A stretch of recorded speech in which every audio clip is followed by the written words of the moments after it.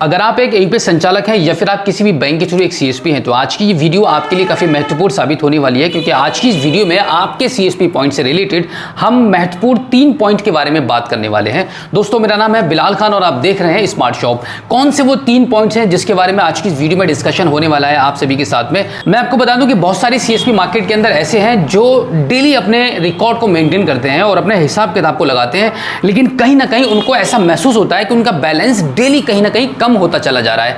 तो इस चीज को आप कैसे रोक पाएंगे, इसके बारे में मैं आज आपको अपना पॉइंट ऑफ व्यू आपके साथ शेयर करने वाला हूं। मेरा जो पर्सनल एक्सपीरियंस है वो मैं आपके साथ शेयर करने वाला हूं, जिससे आपको काफी हेल्प मिलेगी। मैं आपको बता दूं कि जब भी आप अपने सीएसपी सेंटर को ओपन करते हैं, कब से आप चला रहे हैं, एपीएस संचालक हैं या फिर आप किसी भी बैंक के थ्रू एक सीएसपी हैं, आपको 3 महत्वपूर्ण पॉइंटों पर ध्यान देना होगा।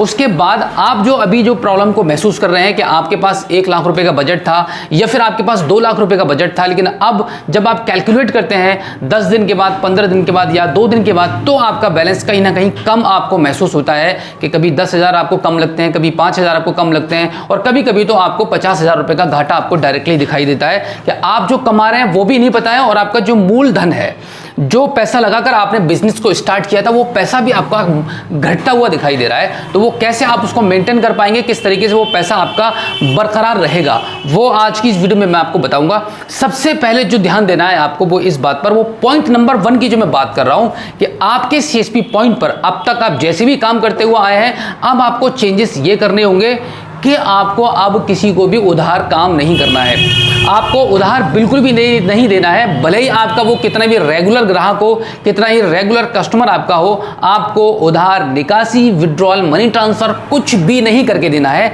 सबसे पहले आपको यही काम बंद करना होगा।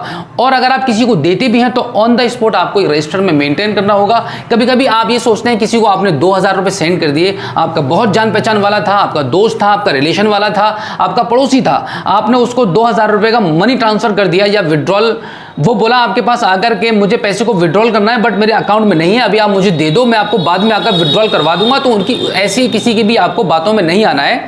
तो अगर आप 2,000 रुपए इस प्रकार से दे देते हैं और उसको आप कहीं पर नोट नहीं करते हैं, क्योंकि आपके पास काम बहुत ज़्यादा रहता है, दिन भर आप बिजी रहते हैं, तो आपका जहन से ये बात निकल सकती है कि आपने आज की डेट में किन किन लोगों को उधार पैसा दिया है। तो जितने भी आप उधार देते हैं, अगर आपने डायरी में लिख रखा है तो वो तो आपको याद रहेगा और वो आप ले भी सकते हैं। और इस दौरान और काम करने के दौरान अगर आपने उसको डायरी में नोट नहीं किया और भूल गए तो वो हो सकता है आपके दिमाग में दोबारा वो बात ना आए और वो पैसा आपका चला गया, मारा गया। क्योंकि एक बार जो पैसा आपसे ले लेगा ना, वो आपको अपनी तरफ से देने कभी नहीं आएगा, आपको मांगना पड़ेगा, तभी आपको पैसा मिलेगा। तो नंबर 1 बात यह है कि आपको उधार नहीं करना है। बहुत सारे मार्केट में लोगों के लिंक ऐसे बन जाते हैं, संबंध ऐसे बन जाते हैं व्यापारियों से जो बिजनेस करते हैं, जो बिजनेसमैन मार्केट के अंदर बैठे हुए हैं। आपको लालच होता है कि उनसे आपको कैश मिल जाएगा और उनको यह लालच होता है कि आप उनका फ्री में काम करेंगे या फिर आप उधार में मनी ट्रांसफर उनका कर देंगे। बहुत सारे सीएसपी मार्केट के अंदर ऐसे भी हैं, एपीएस संचालक ऐसे भी हैं जो उधार मनी ट्रांसफर कर देते हैं, मतलब 1-1, 2-2 लाख रुपया बल्क में मनी ट्रांसफर करते हैं उधार में, और उनको 24 घंटे के बाद, 48 घंटे के बाद, 2 दिन के बाद, 3 दिन के बाद वो पैसा वापस मिलता है। और वो भी अगर किसी ने 50,000 रुपये आपसे ट्रांसफर करवा लिया तो वो 45,000 दे रहा है, 40,000 दे रहा है, इस प्रकार से आपको वापस पैसा मिल रहा है। तो वो कहीं ना कहीं आपका जो मेन मूलधन है वो आपका कहीं ना कहीं घट रहा है, कम हो रहा है। और दूसरे पॉइंट के बारे में हम बात करने वाले हैं। देखिए, पहला पॉइंट आपको क्लियर हो जाना चाहिए कि किसी भी कंडीशन में आपको किसी को उधार नहीं देना है, क्योंकि आप कोई प्रोडक्ट नहीं बेच रहे हैं, आप सर्विसेज दे रहे हैं अपने ग्राहक को। अगर आपके पास पैसा नहीं होगा, पैसे को रोटेट नहीं करेंगे तो कमा भी नहीं पाएंगे। दूसरा पॉइंट की तरफ हम बढ़ते हैं। दूसरा पॉइंट हमारा है कि नो एडवांस निकासी, यानी कि आपको किसी का भी एडवांस में विड्रॉल नहीं करना है। कोई भी ग्राहक आपके पास आता है और वो आपको बोलता है कि आपके यहां पर आकर 5,000 उसको विड्रॉल करना है और उस टाइम पर आपके सीएसपी पॉइंट पर पैसा नहीं है, आपके पास कैश देने के लिए नहीं है, तो आपके जान पहचान वाले ग्राहक आपके पास आएंगे कि कोई बात नहीं बेटा, आप हमारा विड्रॉल कर लो, बाद में हम आपसे पैसा ले जाएंगे। तो आपको ये भी नहीं करना है, विड्रॉल एडवांस में बिल्कुल भी नहीं करना है। अगर आपके पास पैसा है तभी आपको विड्रॉल करना है।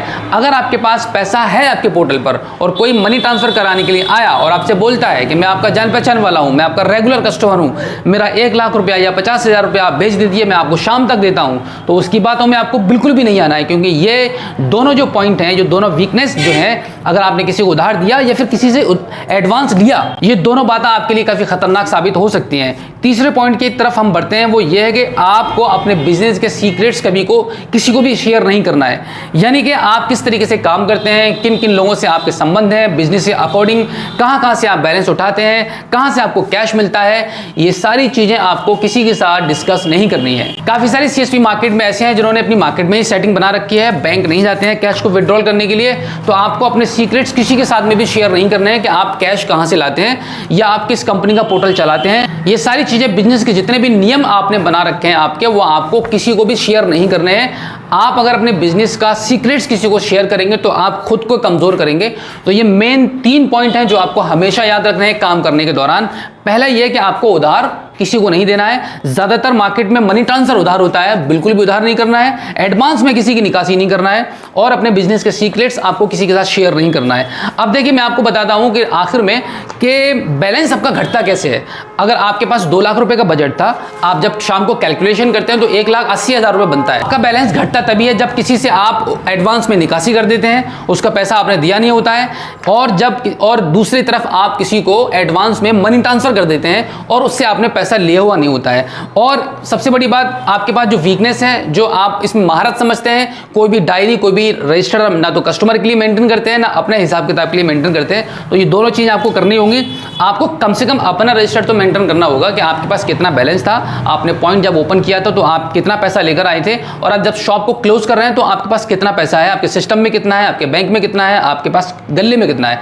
इस सारी कैलकुलेशन डेली आपको करनी पड़ेगी, तब आप अपने बैलेंस पर नजर रख पाएंगे, तब आप इस चीज को कंट्रोल कर पाएंगे और समझ पाएंगे कहां पर आपसे मिस्टेक हो रही है और क्यों आपका ये बैलेंस डेली आपको कम महसूस होता है।